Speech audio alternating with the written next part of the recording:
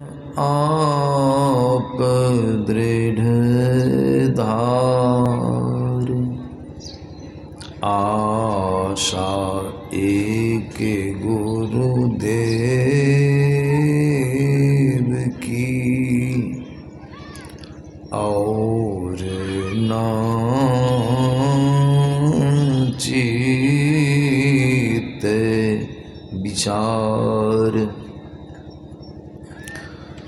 बंदों गुरुपद कंज कृपा सिंधु नर रूप हरि महामोहुतम पुंज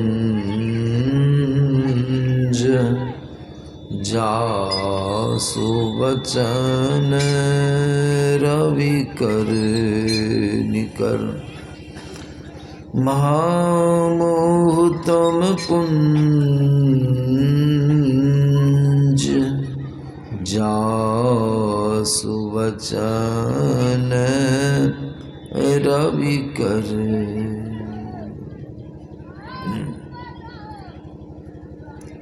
उपस्थित धर्म प्रेमी सज्जन वृंद तथा माताओं एवं बहनों, अभी के सत्संग में हम लोगों ने योग शिखोपनिषद से भगवान शिव की अमोघ वाणियों का पाठ श्रवण किए, सुने।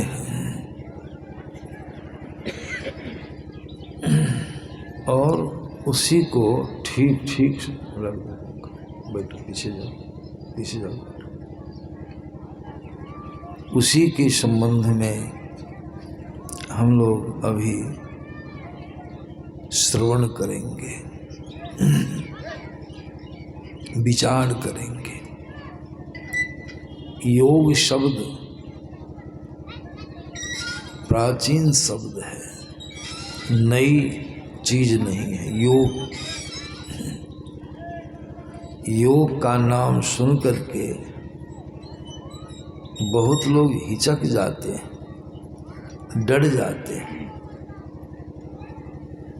योग का ख्याल लोगों के मन में आता है हठ योग से। हठ योग कठिन योग है, लेकिन यह जो योग है जिससे मोक्ष की प्राप्ति होती है, यह सरल योग है, राज योग है। इसको सब कोई कर सकते हैं। गृहस्थ कर सकते हैं, विरक्त कर सकते हैं, राजा लोग कर सकते हैं, कोई भी कर सकते हैं। यह बहुत ही पवित्र चीज है, ईश्वर से युक्त कराता है यह योग। इसीलिए बाबा कबीर की वाणी में आया है,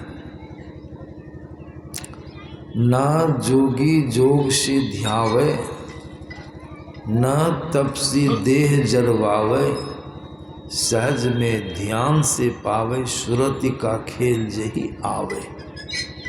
यह सुरत का खेल है। सुरत कहते हैं ख्याल को, चेतन को सुरत कहा गया है। ख्याल शब्द से सब परिचित हैं। यह ऐसा योग है, इसमें शरीर के किसी अंग से किसी को कोई ताल्लुक नहीं है। यह सुरत का खेल है, ख्याल। एक प्रसंग सुना देता हूं। एक सज्जन थे, हमारे यहाँ के थे। वो जब बुलते थे चप्पल तो पहनते ही थे, लेकिन अधिकांश समय बुलने में चप्पल को चुटकी में ही पकड़ के चलते थे, कम पहनते थे। कहीं जाते थे, पहन के निकले, और थोड़ी दूरी तय करने के बाद चप्पल को चुटकी से पकड़ लेते थे। जा रहे बिना चप्पल के ही जा रहे। इस तरह से सज्जन गए सोनवर्षा ब्लॉक में चप्पल को एक कोने में रख दिए, अड़क करके जो आवश्यक कार्य था उसको उन्होंने पूरा किया। ब्लॉक का काम हो गया, चप्पल को फिर चुटकी में लिए पकड़े, अब पैदल आए, बस पर स्टैंड में आके बैठ गए, सीट पर बैठ गए। गाड़ी के खुलने में 30 मिनटों की देरी थी। सज्जन बैठे बैठे अकचका के बोले कि जा, मेरी चप्पल तो ब्लॉके में छूट गई। देखिए चप्पल है उनकी चुटकी में। लोगों से पूछा बस के खुलने में कितनी देर है, कहा तो 20 मिनट के लगभग है, 25 मिनट लगभग है। अच्छा तब तक हम चप्पल खोज के आते हैं। गए चप्पल खोजने के लिए ब्लॉक में, जहाँ जहाँ उनको था वहाँ वहाँ ढूंढे, चप्पल नहीं मिली चप्पल। वो ठीक उस चुटकी में लेके चप्पल गए, फिर चप्पल चुटकी में लेके आए पकड़ के। बैठे सीट पर, लोगों ने पूछा क्या हुआ, मिली चप्पल मिलेगी। लोग तो इतना बेईमान हो गया है ना, क्या कहेंगे। चप्पल किसी ने ले लिया, चप्पल नहीं मिली। पूछने वाले लोगों के मन में था कि शायद नई चप्पल कोई कीने है, क्या कि चप्पल तो चुटकी में ही थी। तो लोगों ने पूछा कि नई चप्पल किने थे क्या? नए साहब, चप्पल तो पुरानी ही थी। फिर भी लोगों ने ले लिया। कहा ये जो हाथ में जो चप्पल है यही चप्पल है कि दूसरी चप्पल है वो? हाँ जैसे क्या, हाँ ये देखिए यही चप्पल। ये ख्याल, यही है ख्याल। ख्याल कहाँ था उसका? यही ख्याल से भजन करना, यही ख्याल है, समझे ना। इस तरह से संत महात्मा लोग कहते हैं। बाबा कबीर की वाणी में आया है, सहज में जोग से पावे सुरति का, ध्यान से पावे सुरति का खेल जेही आवे। जिसको सुरत का खेल मालूम है, तमाशा मालूम है, सुरत के मर्म को जो जानता है उससे भजन होता है, सुरत से ही भजन होता है। वैसे जोग का शाब्दिक अर्थ होता है जो आप लोग सब कोई जानते हैं। जोग माने क्या होता है? सरल शब्द में कहते हैं जोग माने जोड़ना। बच्चे लोग जोग बनाते हैं। जोग का अर्थ होता है क्या? जोग, जोड़ना, प्लस। वैसे शास्त्र में इसकी अनेक किस्म की परिभाषा बतलाई गई है। कहा गया है शास्त्र में, जोग किसे कहते हैं? जोग कहते हैं मनोनिरोध को। जिस क्रिया के द्वारा मन को निरोध किया जाए, मन का निरोध हो जाए, उसको कहते हैं जोग। शास्त्रीय परिभाषाएं बहुत तरह से दी, लेकिन हमारे गुरु महाराज ने कहा कि जोग का अर्थ होता है मिलन। जोग का अर्थ क्या होता है? मिलन, मिलाप। मिलन से मतलब हो गया कि कहीं से हम अलग हुए हैं क्या? मेल की जरूरी कहाँ पड़ती? मेल कहाँ जाके लोग करवाते? जहाँ किसी प्रकार का बिलगाव हो जाता है, विभेद हो जाता है, अलगाव हो जाता है आपस में, वहाँ जाकर लोग मेल जोल कराते हैं। तो किससे मिलाप करना है, किससे अलग हुए हैं? तुलसीदास जी महाराज की वाणी में स्पष्ट आया है, हम जीव अलग हुए हैं। अलग होने को माइनस कहते हैं। कहाँ से अलग हुए हैं? प्रभु से। उनकी वाणी में आया, जीव जबते हरिते विलगान्यो। जीव, हम जो जीव तत्व हैं, चेतन हैं, सुरत हैं, जीव जबते हरिते बिलगान्यो, बिलगाव शब्द आया है। बिलगाव में अलग होना, माइनस होना। जीव जबते हरिते बिलगान्यो तबते देह गेह जी निज जाग्यो।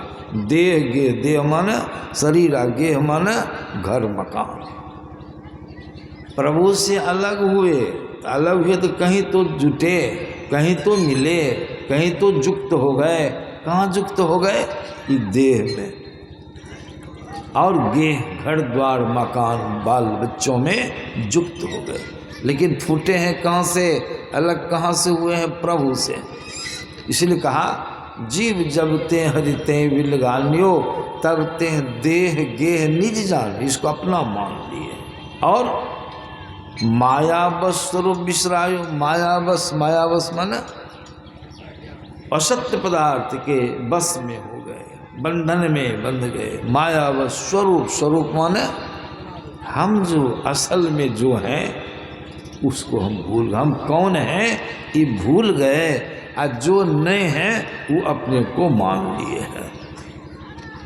अपने को शरीर मान बैठे हैं, लेकिन आप हैं चेतन आत्मा। आपका स्वरूप जो ईश्वर का स्वरूप है वही स्वरूप आपका है। इस बात को हम भूल गए। मायावश, माया के वशीभूत होने के कारण मायावश स्वरूप विसरायो ते ही भ्रम के ही भ्रम। हम शरीर हैं, भ्रम हो गया। हम हैं चेतन आत्मा, अपने को मान ली कि हम शरीर हैं। ते ही भ्रम ते दारुण दुख पायो। दारुण मन कठिन दुख, बहुत अलग हुए।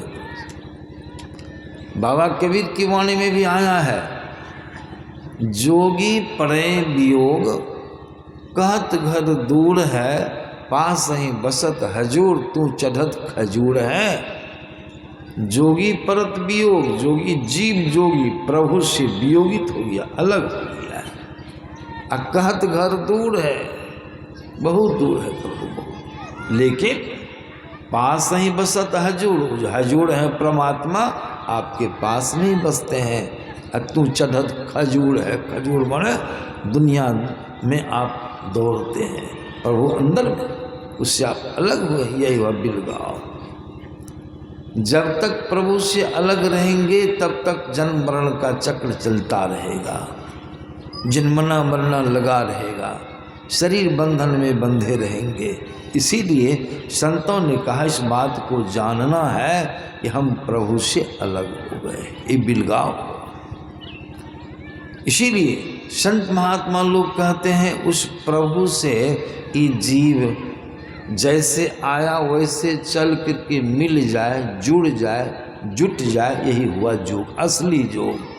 योग की परम परिभाषा ये है कि जीव आत्मा सभी माइक आवरणों से छूट करके उस प्रभु में जाकर के मिल जाए। जिस क्रिया के द्वारा, उसी क्रिया को हम क्या कहते हैं? योग कहते हैं। योग मन मिलाप, मिलन, प्रभु से मिलन। और ज्ञान शब्द भी आया है।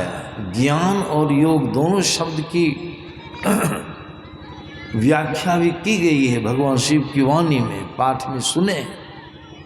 ज्ञान, ज्ञान माने हमारे गुरु बहुत सरल से बताते, ज्ञान माने जानना।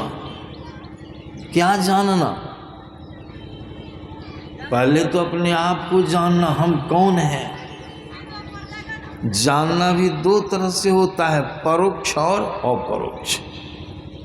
परोक्ष माने बौद्धिक ज्ञान, परोक्ष ज्ञान, और अपरोक्ष ज्ञान माने अनुभव ज्ञान।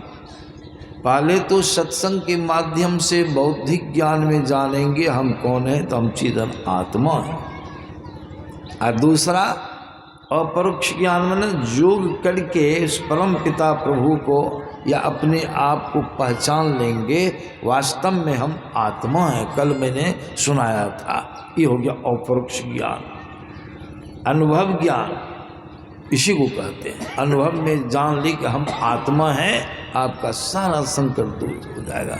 अभी बौद्धिक ज्ञान में हम लोगों को मालूम करना है कि हम कौन हैं। इसीलिए और क्या जानना है, हम प्रभु के अंश हैं, तो हम प्रभु से किस विधि से मिलेंगे। योग की कला, योग के माध्यम से प्रभु से मिलाप होगा। योग की कला, योग की कला क्या है, योग का ढंग क्या है, इसको जाना, बिना जाने नहीं होगा। इसीलिए क्या चाहिए, ज्ञान भी चाहिए और योग भी चाहिए। भगवान शिव के पास ब्रह्मा जी यही पूछने के लिए गए थे कि कोई महापुरुष योग का महत्व देते हैं, योग की प्रधानता देते हैं, और कोई महापुरुष जो है ज्ञान की प्रधानता। किन्हीं का कहना है ज्ञान से मोक्ष मिलेगा, कल्याण होगा, और कुछ लोग कहते नहीं, योग करने से कल्याण होगा। इसी संशय से पीड़ित होकर ब्रह्मा जी भगवान शिव के पास गए तो भगवान शिव ने बड़ा सुंदर ढंग से समझाया। क्या कहा, हे ब्रह्मा, अगर कोई आदमी मोक्ष चाहता है, मुमुक्षु शब्द आया है, मुमुक्षु माने जो मोक्ष की चाहना करता है, तो जो मोक्ष की कामना करता है उसको ज्ञान और योग दोनों का अभ्यास करना होगा। एक के बिना दूसरा सिद्ध नहीं होगा। इसलिए ज्ञान भी चाहिए और योग भी चाहिए, दोनों में अन्योन्याश्रय संबंध है। इसलिए कि बिना ज्ञान का योग नहीं होगा, अब बिना योग से अनुभव ज्ञान भी आपको नहीं होगा। दोनों एक दूसरे का पूरक है। इसीलिए ज्ञान हो, अयोग नहीं कीजिए तो क्या प्राप्त वस्तु की प्राप्ति होगी, आपको नहीं होगी। ज्ञान नहीं है, योग की कला आपको मालूम नहीं है, लेकिन आप योग करना आरंभ कर दिए बिना ज्ञान का, तो वह योग खतरनाक हो जाएगा, योग सिद्ध नहीं होगा। उसकी कला चाहिए। लाउड स्पीकर देखते हैं, ऑपरेटर लाउड स्पीकर बजा रहा है, या उसका ज्ञान है ऑपरेटर को। एक जगह ऐसा हुआ, बाजा बंद हो गया, लाइन है, दो चार लोग उठ के चले गए उसको घुमाने फिराने के लिए। ऑपरेटर कहीं चला गया, हम रोके, कब देखिए गुरु महाराज का सुने थे, जानते हैं तब कीजिए, नहीं जानते हैं तो मत छुइए। वही हुआ, जानता नहीं था वो जाके किया, उससे नहीं हुआ। किया तो जरूर, लेकिन ज्ञान के अभाव में ठीक लगा नहीं सका। एक गांव गए थे, तो गांव है रहुआ रामपुर, पुरैनी के अगल बगल में शायद है रहुआ रामपुर। वहाँ गए, 2 दिनों का समय था, भोर का सत्संग हम लोग कर लिए थे। छोटका बाजा था, छोटा वाला बाजा वही था। जो ऑपरेटर था उसको बाजार जाना था, अकेले वही था। कौन बजाएगा बाजा, हम चले जाएंगे बाजार तो कौन बजाएगा। तो उसने अपने पिताजी को बुला के लाया। अब पिताजी बड़ा सीधा सपाटा, लुंगी शर्ट पहने हुए आया। हम बैठ के देख रहे हैं, हमारा एक विद्यार्थी भी साथ में, तो वो भी देख रहा, बैठ के बढ़िया सिखाया उसको। कहा बाबूजी हम बाजार जाएंगे, बाजा कौन बजावेगा आप ही को बता देते हैं, आप ही को बजाना होगा, उनके हमसे होगा, हमको खूब बढ़िया से आपको बताते हैं, सेट करके हम सब चीज़ आपको बताने लगा। सब चीज़ सेट कर दिया, वो व्यवस्थित कर दिया, टना के दिखा दिया, देखिए बजता है ना, हेलो हेलो भी कह दिया, बजता है ना, कहाँ बजता था, देखिए बहुत बढ़िया समझा। आप एक काम कीजिए, ये देखते हैं ना बैटरी में दोनों क्लिप लगी है, दोनों चिमटा लगा हुआ है पिताजी, हाँ अभी बाजा बज रहा है ना, तो हाँ इसमें से एक चिमटा को ये ललका वाला इसको खोल के अलग कर दीजिएगा, बाजा बंद, दिखा दिया करके, बाजा बंद हो गया। बंद हो गया था, हाँ चिमटा लगा दिया, बाजा बज गया था, हाँ।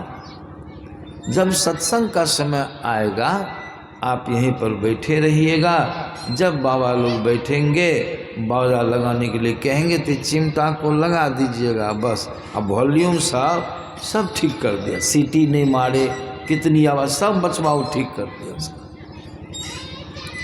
कहा ये दोनों क्लिप को नहीं खोलिएगा तब फंस जाइएगा प्लस माइनस में। एक ही को खोलना है, एक ही को। अब प्रैक्टिकल भी करवा लिया, बंद कर दिया, कल लगाइए तो वो चिमटा जोड़ दिया, उसका पिताजी टनटना के दिखा दिया, हेलो हेलो तो लग गया, बाजा बच गया। ठीक बच गया ना। हाँ बंद कीजिए तो चिमटा खोल दिया, टनटना के देखा बंद हो गया बाजा। सीख गए ना। तो हाँ यही करना है आपको, बेसी काम नहीं करना है। हमारा जो विद्यार्थी है सब देख रहा था, कब बाबा ये होता। हाँ देखियो तो जमाना केहन छे, बाप के बेटा पढ़वे छे। हम की समय है नुनो, कभी तुमसे भी हम कुछ सीख लेंगे, हम भी तुमको सिखा, कोई कड़ा बात नहीं। का सिखा तो दिया जरूर, लेकिन बेसी तो नहीं जानता है वो। अगर कोई आके वॉल्यूम घुमा देगा, सीटी मारेगा, तब वो क्या करेगा, हमके तब फेड़ में पड़ जाएगा वो। अच्छा देखो क्या होता है। सही में वो चला गया, सिखा पढ़ा के वो बैठ गया, सीधा सरपट्टा आदमी। बैठे बैठे मन नहीं लगा, थोड़ा उठ के चला गया ही वहाँ पर घूमने के लिए। हम लोग देख रहे हैं। कुछ देर के बाद 3-4 गो बच्चा आया, एम्पलीफायर के पास ही बैठ गया और सब वॉल्यूम को घुमा दिया, फुल कर दिया। हम विद्यार्थी देख रहा था कि बाबा तो हाँ बीमारी लग गई, हम सो तो हो गया सही। अब देखिए समय हुआ, उसको तो सीमित ज्ञान था। समय आया, गृहपति ने कहा कीर्तन शुरू होगा, भजन बाजा लगाओ। बेचारा को तो बताया, तुरंत चिमटा जोड़ दिया। जैसे चिमटा लगाया इतनी सीटी होने लगी, लगता था कि कान का चदरा फट जाएगा। सब लोग अरे बंद करो, पूरा फुल वॉल्यूम, बंद करो बंद करो बंद करो, कम करो। कम क्या करेगा, कम करने जानेगा तो चिमटे खोल दिए, बाजिए बंद हो गया। अरे बंद ही कर दिया, अरे बजाओ, कम करके बजाओ, चिमटा जोड़ दे, सीटी खूब हो, लोग हल्ला करिए, बंद के बड़का प्यारा लग गया। कर तो रहा है लेकिन ज्ञान का अभाव है। तब मैंने विद्यार्थी का जाओ जाओ जाओ, क्या करोगे, थोड़ा बढ़िया से इसको लगा दो। तब जाकर के फिट फाट कर जाए, मतलब करिए लेकिन ज्ञान नहीं। ज्ञान के अभाव में प्राप्तव्य वस्तु की प्राप्ति नहीं होगी, इसलिए ज्ञान चाहिए। इसलिए भगवान शिव ने कहा कि ज्ञान भी चाहिए, बिना ज्ञान से योग नहीं होगा। अज्ञान हो कीजिए नहीं। ज्ञान है आपके पास में, बड़े ज्ञानी हैं, लेकिन कीजिए नहीं, आचरण में उसको उतारिए नहीं, तो क्या प्राप्त वस्तु की प्राप्ति हो जाएगी, कभी नहीं होगी। इसीलिए भगवान शिव ने कहा ब्रह्मा जी योग भी करना है। योग दोनों का अभ्यास मजबूती के साथ।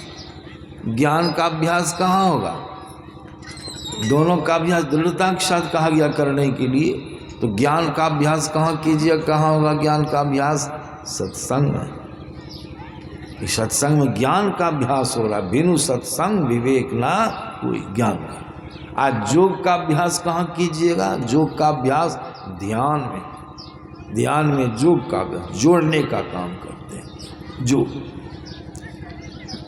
ज्ञानी हैं आज योग नहीं करेंगे तो नहीं होगा।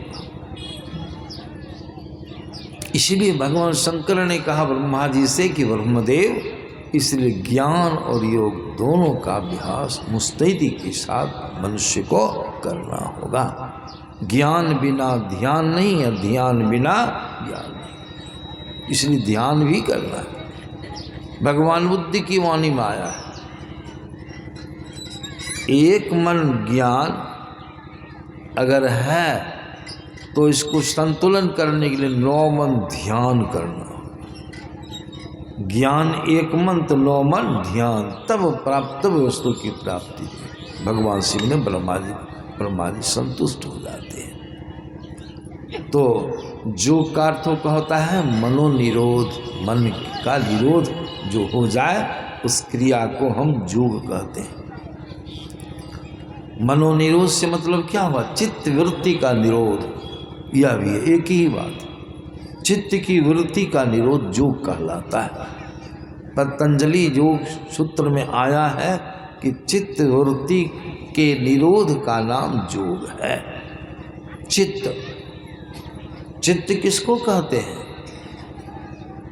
अंतःकरण की 4 इंद्रियों में एक इंद्री चित्त है। मन, बुद्धि, चित्त और अहंकार। मन का काम क्या है? मन इंद्री का काम क्या? सबों को मालूम है, सुनते सुनते सबों को याद हो गया। मन का काम क्या है? संकल्प विकल्प करना, गुनावन करना। किसका काम है? मन का। बुद्धि का काम क्या है? निर्णय देना। संकल्प विकल्प सोच विचार जो करते हैं उसमें निर्णय देना किसका काम है? बुद्धि का। चित्त, चित्त का काम है डुलाने का, हिलाने का, कंपन करने का काम है चित्त का। अहंकार, अहंकार का काम क्या है? मैंपन का बोध कराना, मैं हूं, हम हैं, ये अहंकार का काम है। तो चित्त इंद्री है। कहते हैं चित्त की वृत्ति का निरोध करने का नाम योग है। अब चित्त की वृत्ति क्या है? चित्त का गुणधर्म क्या है? भगवान रामचंद्र जी ने हनुमान जी को बतलाया था। चित्त की वृत्ति, मैं सुखी हूँ, मैं दुखी हूँ, मैं करता हूँ, मैं भोगता हूँ, आदि वृत्ति ही चित्त का काम है। हम लोगों के मन में भी कभी कैसा भाव जगता है, गौर से देखिएगा पता चलेगा।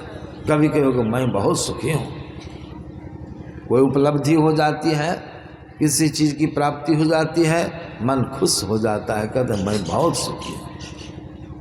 कोई कार्य करते हैं, कार्य की सिद्धि हो जाती है तो क्या कहते? मैंने किया, कर्ता का बोध, मैं ही करता हूँ, करने वाला मैं ही हूँ।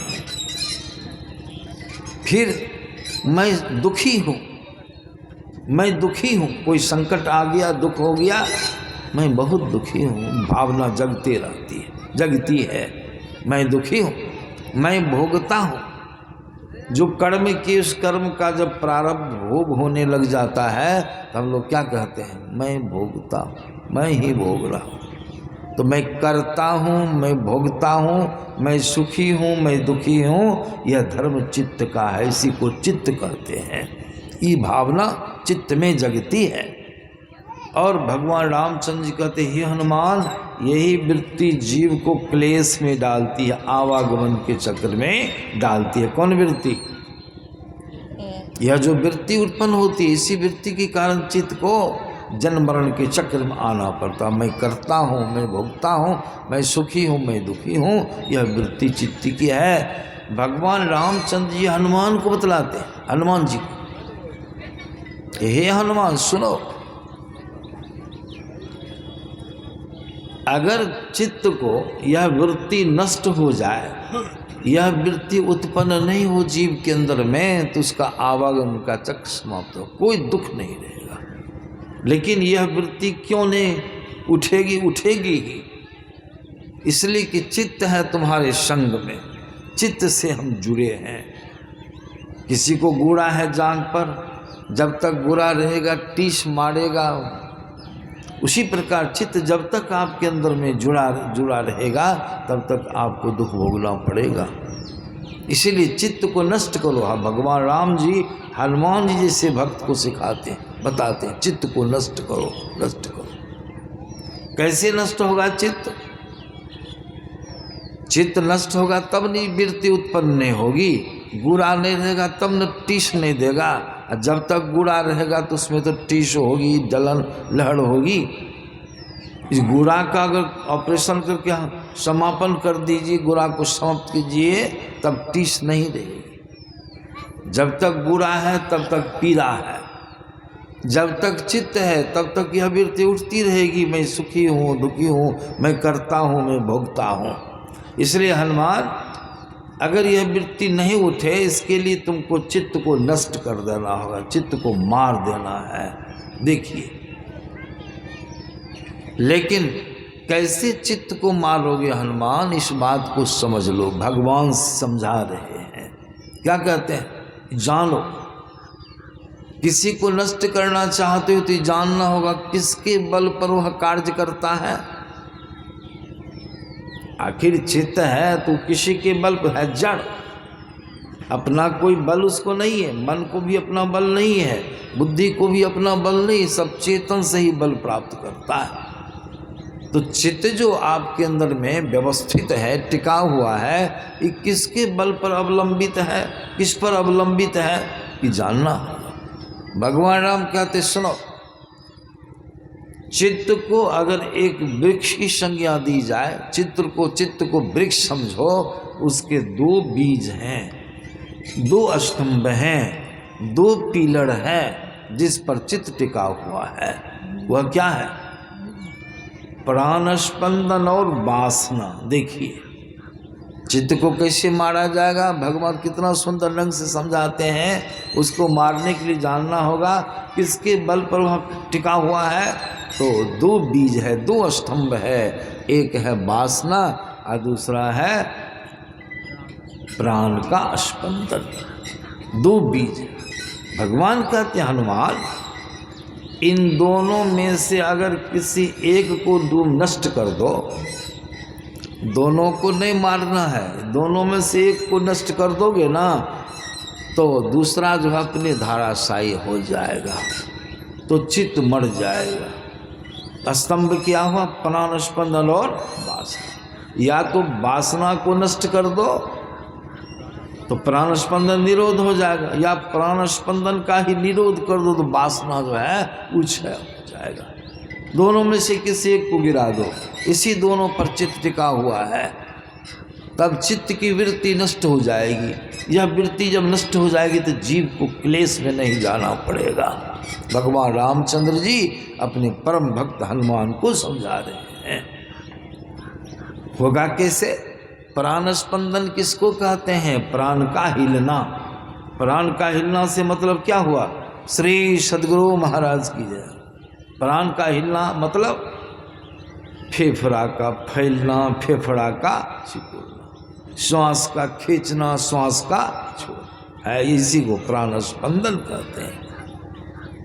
इसको बंद कर देना है, आप समझ लीजिए। इसको अभी कोई जबरदस्ती हठ योग से करेगा तो बहुत दिक्कत है, उसमें प्राणांत भी हो जाता है, कठिन योग है वो, सबसे संभव नहीं हठ योग।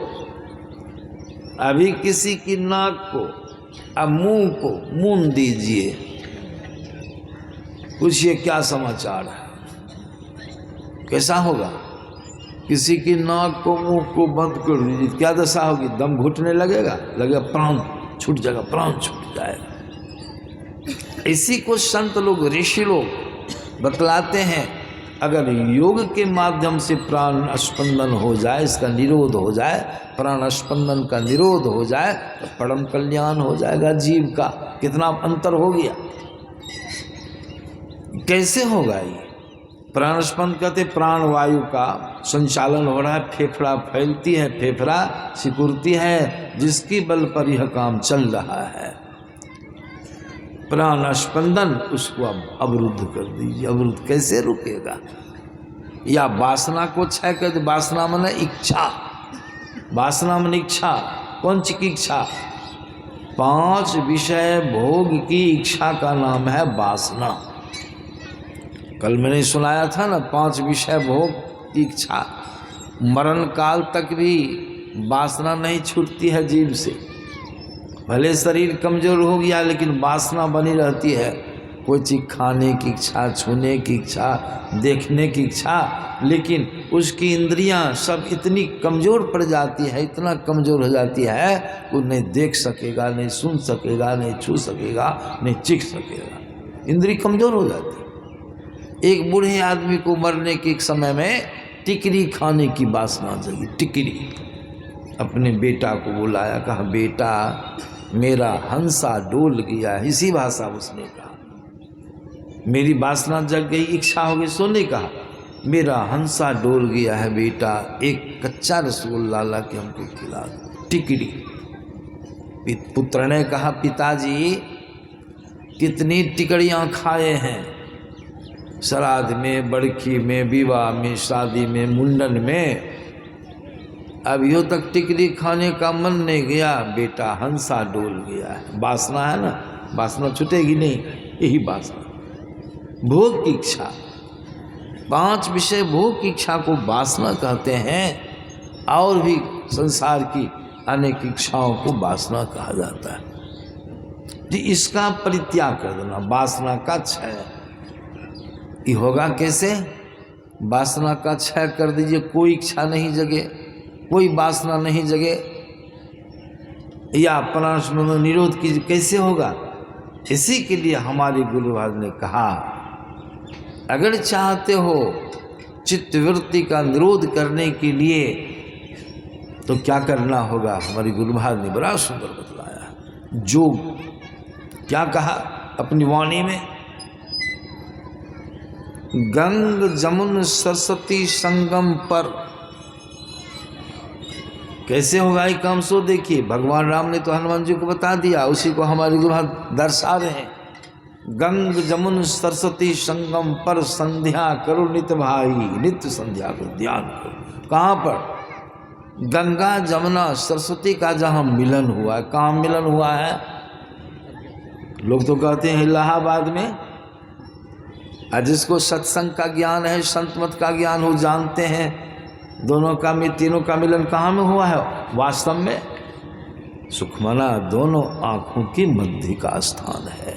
गंगा दाईं आँख, यमुना बाईं आँख, और सुखमना सरस्वती बीच में जो धारा बहती है। तीनों का मिलन कहाँ हुआ? देखिए, जहाँ तीनों धारों का मिलन हुआ है, देखते हैं ना, अंदर में है वो। बाहर से देखिए थी आँख यहाँ से यहाँ तक, नाक, ये तीनों का मिलन है, तो बाहर से झलकता है कि नहीं? तीनों का मिलन हुआ है कहाँ पर? यहाँ तीनों मिल गया है, यहाँ मिला। ये तो बाहर में है, लेकिन बाहर से दिखाते हैं, चीज है अंदर में। अंदर में यह गुरुगम है, गुरु बताते हैं। तीनों का मिलन हुआ आपके अंदर में, उसको आज्ञा चक्र कहते हैं, उसको सुखमना भी कहते हैं। उसका जो केंद्र बिंदु है, गुरु महाराज कहते वहाँ चल करके आप संध्या कीजिए, दोनों आँखों को बंद करके अंदर में देखिए। कितना बड़ा काम है चित्तवृत्ति का निरोध।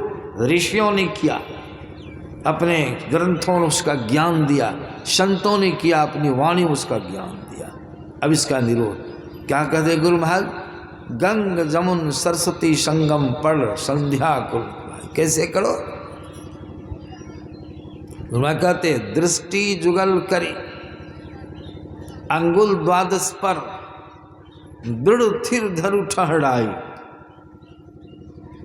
दृष्टि जुगल करी, दोनों दृष्टि धारों को जोड़कर 12 अंगुल पर दृढ़ थिर धरु ठहर, दृढ़ता के साथ स्थिर करके ठहराइए। दृढ़ थिर, दृढ़ता से उसको थिर कीजिए, स्थिर कीजिए, रोक के रखिए। गंग जमुन दृष्टि जुगल करी, अंगुल द्वादश पर दृढ़ थिर धरु ठहराई। अगर ये जोग देखिए, दोनों दृष्टि धारों को जोड़ना है, दोनों दृष्टि की धारों को जोड़ना है। अगर सही आप दोनों दृष्टि धारों को जोड़ लिए, जुट गई दोनों धारें, तो परिणाम क्या होगा? दोनों दृष्टि धारें अगर जुट जाए तो फल क्या होगा? परिणाम क्या होगा? तो क्या कहते हैं गुरु महाराज? प्राण स्पंद बंद हो जाए। तो देखिए, प्राण स्पंद, प्राण का हिलना, फेफड़ा का फैलना, फेफड़ा का सिकुड़ना, श्वास लेना, श्वास का विसर्जन करना, ये क्रिया स्वाभाविक रूप से यह काम अवरुद्ध हो जाएगा, बंद हो जाएगा। इसमें आपको किसी प्रकार की क्षति हानि भी नहीं होगी। प्राण स्पंद बंद हो जाए और मनहु तजई चंचलाई, मन भी अपनी चंचलता को त्याग देता है। प्राण स्पंदन का निरोध हो जाता है, श्वास क्रिया अवरुद्ध हो जाती है, श्वास क्रिया बंद हो जाती है। कितना बड़ा काम है। ऐसे भी देखिएगा, मेरुदंड को तान करके बैठने पर आप देखिएगा, जो तीव्रता श्वास की गति में है वह तीव्रता धीरे धीरे कम जाती है। क्रोध होने पर श्वास गति तीव्र हो जाती है, दौड़ने पर श्वास गति तीव्र हो जाती है, बहुत जल्दी जल्दी श्वास लेते हैं, छोड़ते हैं। अब बैठने के ढंग से बैठिए, जब ध्यान नहीं भी कीजिएगा तो मेरुदंड को तान के बैठने पर अपने अपने शरीर की बनावट के मुताबिक आपकी श्वास गति में कुछ न कुछ मंदता आएगी, तीव्रता घटेगी, इससे आपको शांति मालूम पड़ेगी। और जब साधन करेंगे, दृष्टियोग क्रिया करेंगे, दोनों दृष्टिधारों के जुड़ जाने से प्राण वायु उलट जाती है, अंदर में आप ऊपर उठ जाएंगे, सिमटाव से आपकी ऊर्ध्वगति, आप वहाँ चले जाएंगे। कल मैंने सुनाया था जहाँ जाने पर आपको हवा की जरूरी नहीं पड़ेगी। अभी हवा की जरूरत, हम हवा खींचते हैं, आप कहाँ से सूक्ष्म शरीर में, स्थूल शरीर जो है, स्थूल शरीर, ये सब भी ख्याल में रखने की बात है। यह स्थूल शरीर जो आपका है ना, 5 पदार्थों से, 5 तत्वों से बना है, क्षिति, जल, पावक, गगन और समीर, हवा। इसलिए इसमें क्षिति भी चाहिए, मिट्टी चाहिए, अन्न खाते हैं मिट्टी तत्व, जल पीते हैं, जल की जरूरत, अग्नि की जरूरी भी पड़ती है इसमें, और आकाश भी, शून्य भी अंदर में, हवा की भी जरूरी, इसलिए हवा खींचते हैं, छोड़ते हैं। लेकिन जब आप जीव दोनों दृष्टिधारों को जोड़ने से आपका ऊर्ध्वगमन हो गया, आप चल गए तुरीय अवस्था में, अभी हैं जागृत दोनों आँखों के मध्य में, आज चले गए तुरीय अवस्था में। तुरीय अवस्था में सूक्ष्म शरीर प्रकाश मंडल में चले गए, ब्रह्मांड की पहली अवस्था है तुरीय अवस्था। वहाँ जाने से इस जड़ शरीर से आप ऊपर उठ गए, वहाँ आपको हवा की जरूरी, आप ही चलाने वाले हैं, प्राणवायु आप ही के द्वारा संचालित होता है, आप चलिए, अब आपको श्वास की जरूरी नहीं। फिर जब पिंड में चले आएंगे स्थूल में, फिर हवा चाहिए, हवा चाहिए। तो इसीलिए प्राण स्पंद बंद हो जाई, मन हो तजी चंचलाई, प्राण स्पंदन का निरोध हो जाएगा। जब प्राण स्पंदन का निरोध हो जाएगा तो उसकी वासना जो है, वासना, इच्छा, भोग की इच्छा स्वतः नष्ट, प्रकाश में चले। बहुत बात है उसमें, प्रकाश में गए तो ज्ञान हो गया। जो विषय भोगिएगा, जो विषय भोगते हैं, विषय उसका हिज्जा कैसे लगाते हैं, वह हर स्व इकार मूर्धन सौर यो विषय। वहाँ जाने से क्या होगा, प्रकाश में जाने से ऐसा ज्ञान होगा, प्रकाश में यो जो है, यो वो खत्म हो जाएगा, यो खत्म हो जाएगा। आपके सामने क्या झलकेगा, वहाँ सोचिए, ज्ञान हो गया, यो नष्ट हो गया, क्या शेष रह गया वहाँ, यो हट गया तो क्या बचेगा, वो विष, विष बचेगा। विष को प्राप्त ग्रहण कीजिएगा।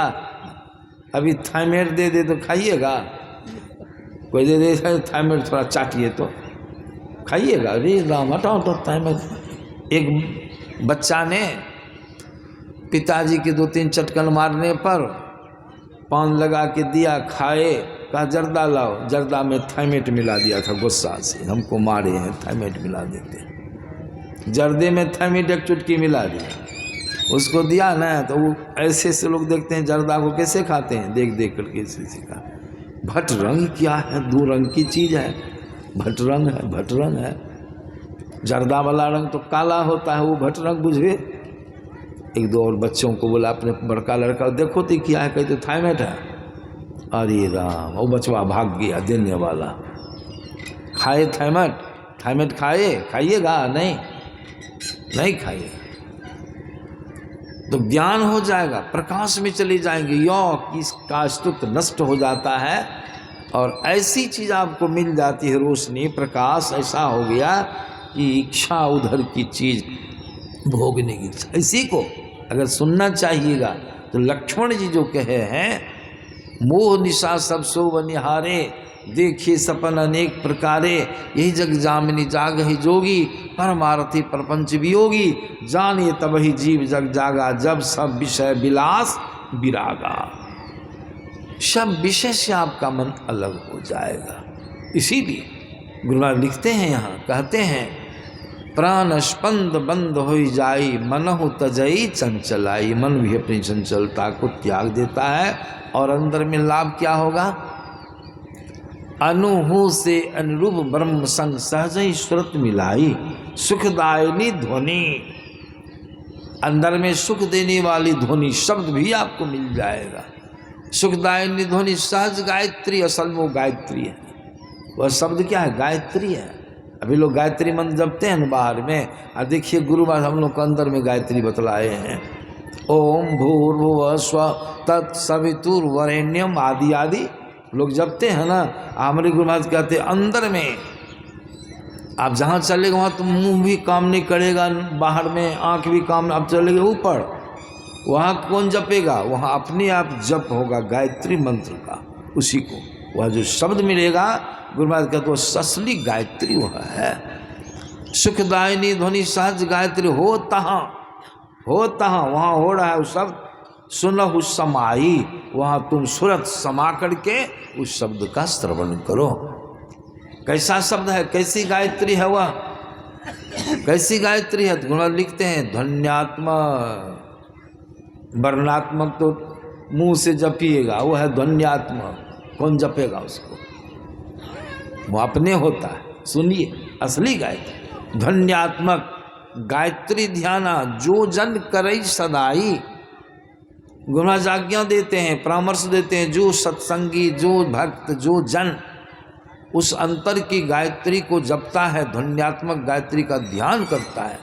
ध्वन्यात्मक गायत्री ध्याना, जो जन करई सदाई, जो भक्त सदा करेगा, में ही तासु ताप सब नाश है, अब मुक्ति दिशास हो जाए, उसका सब ताप त्रिताप बस मुक्ति की तरफ हो जाएगा।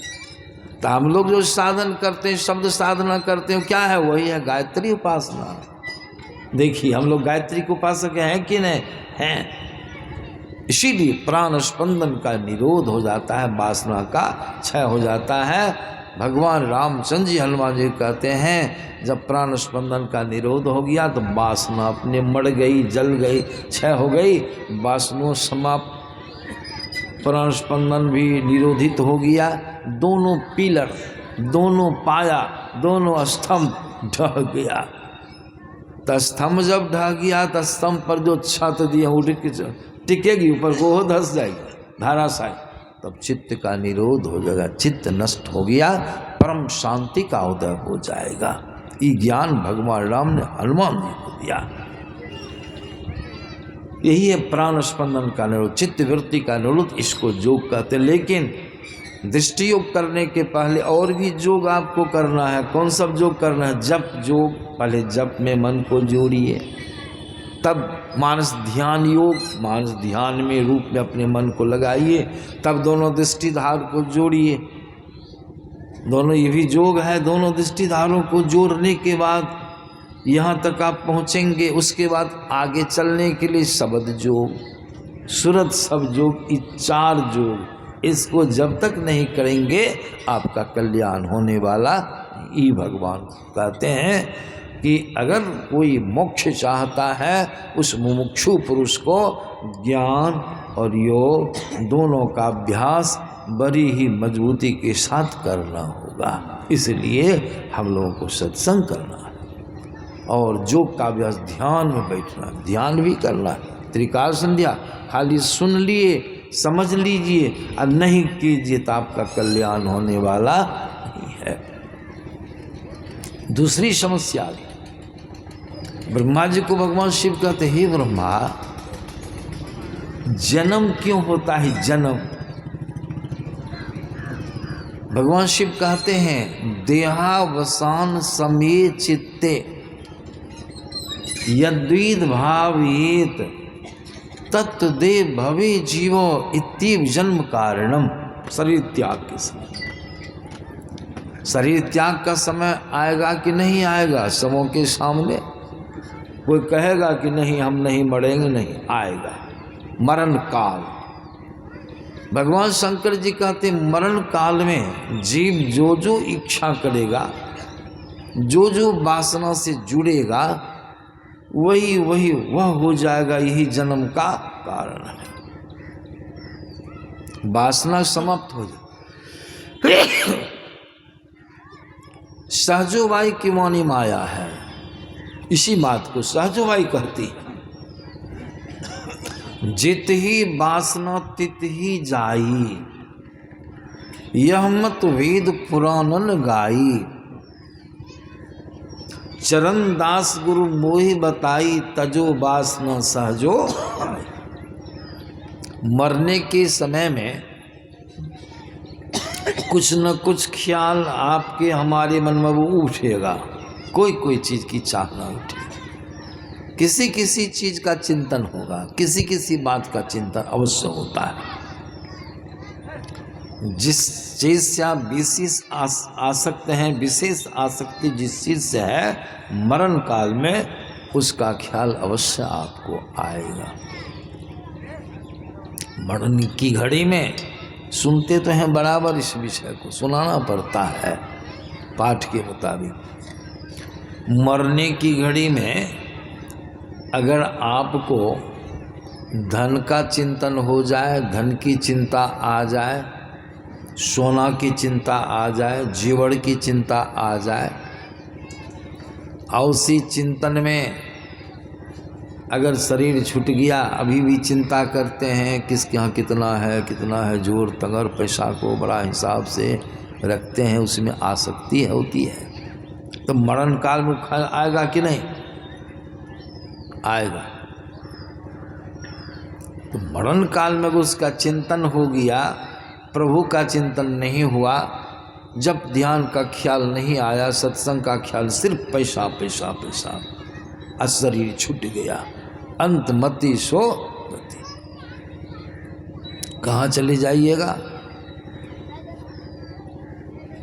किस शरीर में जाना होगा जीव को? भगवान देखते हैं, जीवन भर तो ही पैसे गिना है, पैसे में बिताया, पैसे कमाया, अभी मरने की घड़ी में इसको पैसे सोचता है, लोग कितना पैसा लेगा। मनियार सर्प, सर्प का शरीर मिल जाएगा, मस्तक पर मणि होती है, धन तो मिला जरूर, लेकिन शरीर के साथ मिल गया आपका, शरीर के साथ सांप का शरीर है। कहिए धन तो ढेरी मिल गया, लेकिन शरीर मिल गया सांप का, मणि है मस्तक पर। कोई जरूरी पड़ जाए तो मणि भंजाइएगा दुकान में जाके, सांप शरीर में, आप सांप जाएगा, मणि निकाल के चाड़ा भलो कीजिएगा रात में। अगर मनियार सर्प नहीं, सीधों के सर्प जन्म ले लिए, तो जहाँ धन रखे हैं गाड़ करके बटलोई में, पोटरी में, वहीं जाएगा सांप, जोगेगा उसको। होगा बढ़िया, शरीर मिला बढ़िया, नहीं कहाँ चले गए? एक रत्ती चूक मिस हुआ, कहाँ चले गए? देखिए मर रहे हैं, मरने की घड़ी में अगर पुत्र की वासना सता दिया, बेटा का चिंतन, छठका बेटा मेरा बहुत बुद्धिहीन है, धनहीन है, कोई देखने वाला नहीं, हम ही उसको सहायता करते थे, मेरे चले जाने के बाद उसको क्या होगा, ये सोच रहे। वासना जग गई, पुत्र की वासना, यही सोचते सोचते प्राण छूट गया, जीव निकल गया, क्या होगा? कहाँ जाइएगा? भगवान देखते हैं, जीवन भर तो तुम पुत्र की चिंता किया, सब कुछ किया, अब मरने की घड़ी में तुमको पुत्र ही सूझा, ये विकट समय में लो जाओ। पुत्र का सुख भोगने के लिए प्रभु उसको सुअर का शरीर दे देते या सुअरी का शरीर दे देते। देखिए अब पुत्र बेटा देगा काम, घर बगल में सब कुछ से संपन्न है, आज सुअरी सुअर के शरीर से जन्म लेके सुअर बन गए। सब घर मकान छूट गया, जाइए खुहारी में रहिए, 12, 17, 16, 17 बच्चे हो तो खूब खिलाइए, खूब सुख उतना ही मिलेगा। सुख तो पुत्र वाला मिल रहा है आपको, लेकिन शरीर कैसा मिल गया? सुअर का शरीर मिल गया। कोई पसंद करता है उस शरीर को? नहीं नहीं, नहीं। कहाँ रहना होगा?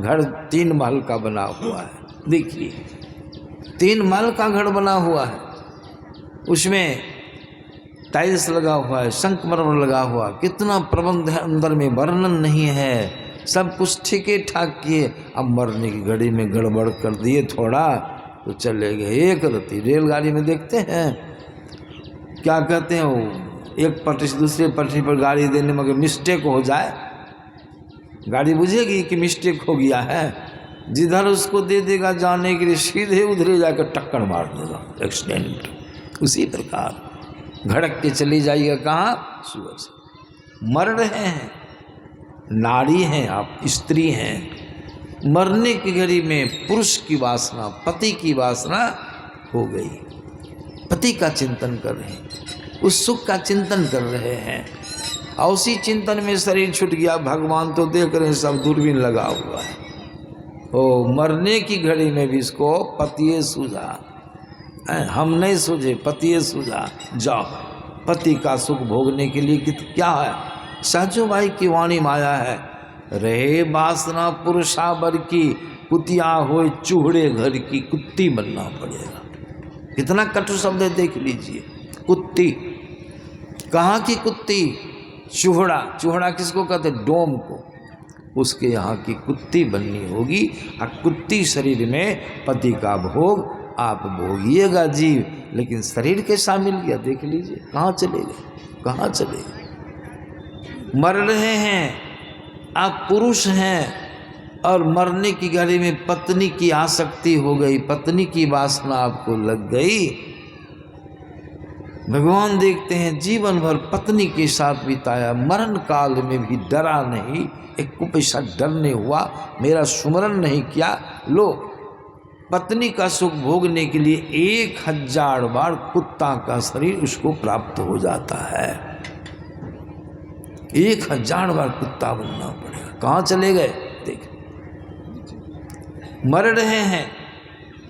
बहुत तरह की बातें बताई गई है, बहुत तरह की वासना का परिणाम बताया गया है, लेकिन एक यह भी है, मर रहे हैं, मर रहे हैं, लेकिन आपका मन ललच रहा है कबीर साहब की तरह, मैं तो आन पड़ी चोरन के नगर, सत्संग बिना जिए तरसे। अब सत्संग की लालच, मैं तो मर रहा हूँ। कोई बाबा को बुला करके हमको अंतिम समय मरण काल में अगर सत्संग सुना देता, मेरा कल्याण हो जाता। सत्संग की ललच ललायत हैं, व्याकुल हैं, और उसी व्याकुलता में सत्संग नहीं भी सुने, मन में व्याकुलता रही बनी, सत्संग की आसक्ति में अगर आप शरीर छोड़ दिए तो भगवान देखता है। देखो ये आदमी को जीवन भर सत्संग किया, और जो जीवन भर सत्संग करेगा, हिस्सक लगाएगा, उसी को सत्संग की वासना जगेगी। सब तरह का सत्संग किया, बूढ़ा हो गया, अब यो इसका मन सत्संग से नहीं अघाया है, तो भगवान क्या करेंगे। जीवन भर सत्संग किए तो कौन शरीर देंगे, सब बात तो सुन लिए, कौन शरीर देंगे, जिस शरीर में सत्संग खूब हो। जाओ जीवन भर तुमने सत्संग किया, अब यो तक नहीं तुम्हारा मन अघाया, बूढ़ा हो गया, जाओ मनुष्य का शरीर हो, जितना सत्संग खूब करो। फायदा हुआ कि हानि हुई, नहीं मोक्ष मिला, लेकिन शरीर तो मनुष्य का मिल गया। सत्संग की वासना, साधु संग की वासना, जय घट पूरे होए, सहजो मानुष तन मिले, अरु भक्ति पड़ापत होए। लेकिन मरने की घड़ी में सत्संग की वासना, ध्यान की वासना किसको आएगी, जो अभी से सत्संग की आदत लगा लिया, सत्संग का हिस्सक लगा लिया। बिना सत्संग की स्तुति प्रार्थना की मन नहीं लगता है, बिना ध्यान की मन नहीं लगता है, उसी को मरने की घड़ी में सत्संग ध्यान की वासना होगी, उसका कल्याण। इसीलिए भगवान शिव ने यह भी बता दिया, देहावसान समय चित्त यद्विद भावे तत्तदे भवे जीवो इत्येव जन्म कारणम। अब देखिए एक और बात है, तीसरी बात, दो बातों को सुन, तीसरी बात क्या, हम लोग जितने हैं सत्संत मत के अनुयायी, संत जितने हैं ना संत मत के अनुयायी, हम लोग शिव जी के अनुयायी हैं, शिव भक्त हैं हम लोग। आप लोग तो चौंकते होंगे बहुत लोग, हम लोग शिव भक्त हैं। हाँ, गायत्री भक्त हैं ना, गायत्री की उपासना करते हैं कि नहीं, करे गायत्री गुप्त शब्द ब्रह्मांड में गाजे, गायत्री शब्द, वह जो सार शब्द की साधना करते हैं गायत्री है, असली में गायत्री के उपासक हम लोग हैं, ओरिजिनल असली। हम लोग शिव के उपासक भी हैं, विष्णु के भी उपासक हैं। कहिएगा कैसे, सुन लीजिए। भगवान शिव ब्रह्मा जी को कहते, हे ब्रह्मा, एक बात और समझ लीजिए, जान लीजिए। क्या बात है प्रभु? कहा, सुनिए। बिंदुनाद महालिंगम शिव शक्ति निकेतनम देहम शिवालयम प्रोक्तम सिद्धिदं सर्वदेहि नाम। श्लोक है, इसका अर्थ पढ़ा गया, सुने होंगे आप लोग। बिंदुनाद महालिंग है, अंदर में जो बिंदु की बात अभी सुने हैं, दृष्टियोग करने बिंदु प्रकट हो जाएगा। और जब बिंदु प्रकट होता है तो बिंद में तह नाद बोले, नाद निकलता है, शब्द। भगवान शंकर कहते हैं अंदर में ब्रह्मा जी, या जो बिंदु और नाद है, ब्रह्मनाद ब्रह्म ज्योति, दोनों जब प्रकट हो जाता है अंदर में, तो यही है महालिंग। महालिंग, बाहर में लोग सब जब लिंग की स्थापना करते हैं, शिवलिंग ला करके मंदिर में, वो तो ओरिजिनल नहीं, वो तो बनावटी है। मिस्त्री ने बनाया, पीतल का, अष्ट धातु का, पत्थर का, शंखमणि का लिंग बना के आप लोग स्थापित करते हैं, बहुत भोज भंडारा करते हैं।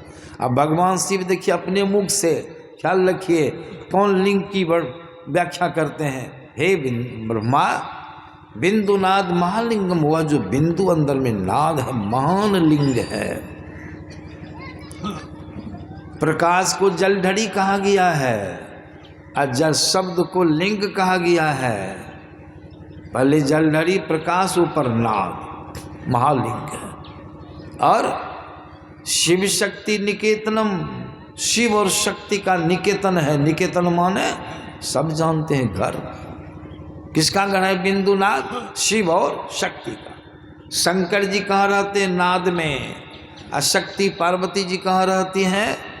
प्रकाश में, बिंदु में घर है। देखिए, बिंदु में पार्वती जी का वासा और नाद में शिव जी का वासा। महालिंग।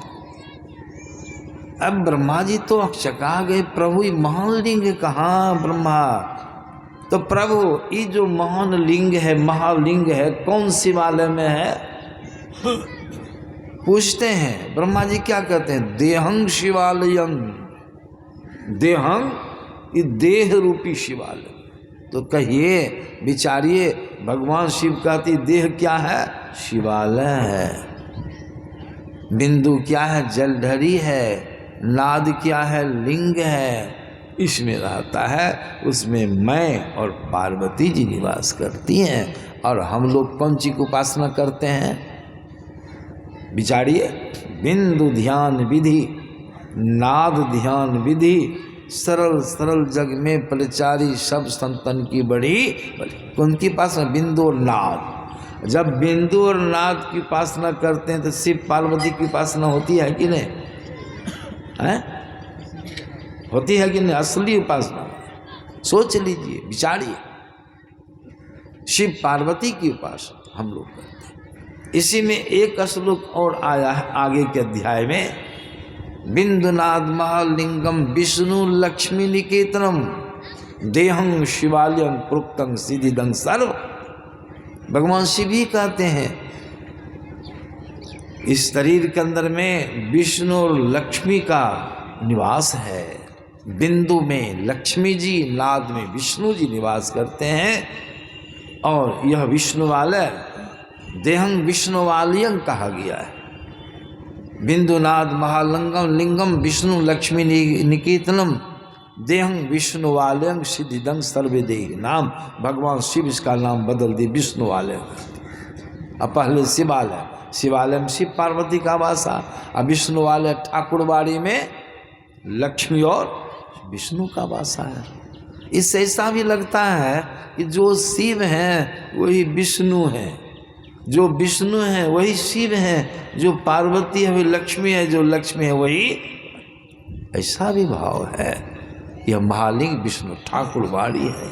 सोचिए कितना बढ़िया ज्ञान भगवान शिव ने ब्रह्मा जी को दिया। इसीलिए संत महात्मा लोग कहते इन सारी बातों को सत्संग के माध्यम से आप जानते हैं। इसलिए सत्संग करना सबों के लिए बहुत जरूरी है।